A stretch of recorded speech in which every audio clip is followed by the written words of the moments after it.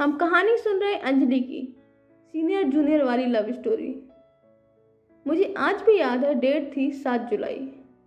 बात करते करते इनका अचानक से मैसेज आया, अंजलि आई लव यू।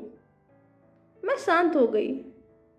कैसा फील हो रहा था, क्यों फील हो रहा था, क्या फील हो रहा था पता नहीं। ऐसा लगा जैसे सब मिल गया हो मुझे, और दूसरे ही पल कुछ अलग सा लगने लगता। तब पता नहीं था कैसे रिएक्ट करना है। लाइफ में पहली बार किसी ने मुझे ऐसा बोला था। मैं थोड़ी देर तक नहीं बोली, आखिर बोलती भी तो क्या। फिर 15 मिनट बाद इनका कॉल आया और इन्होंने मुझसे आई एम सॉरी की रट लगाना स्टार्ट कर दिया। ये बोलते जा रहे थे और बस बोलते जा रहे थे। इन्होंने बोला कि मुझसे रहा नहीं गया, बहुत दिनों से बोलना चाह रहा था, पर तुम्हारे एग्जाम थे तो तुमको ये सब बोल के माइंड डिस्ट्रैक्ट नहीं करना चाहता था। If you don't want it then I am okay, we will friends for ever.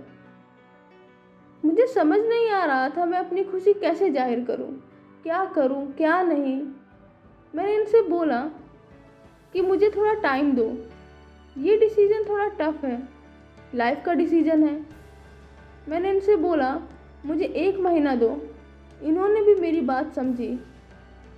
मैंने कहीं पढ़ा था कि 21 दिन में किसी भी इंसान की आदत छूट जाती है, तो मुझे लगा कहीं मैं इनकी बस आदत तो नहीं, क्योंकि हमारी रोज़ बात होती थी। अब टेस्टिंग भी ज़रूरी थी।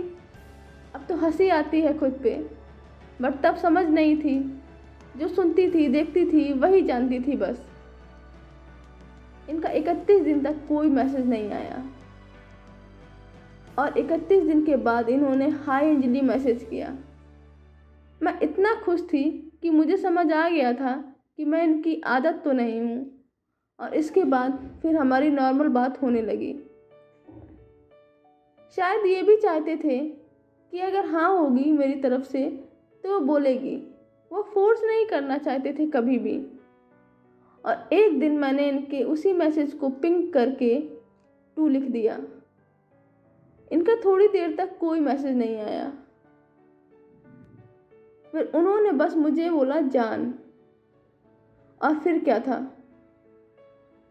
बस हमारी लव स्टोरी स्टार्ट हो गई। वो दिन है और आज का दिन है।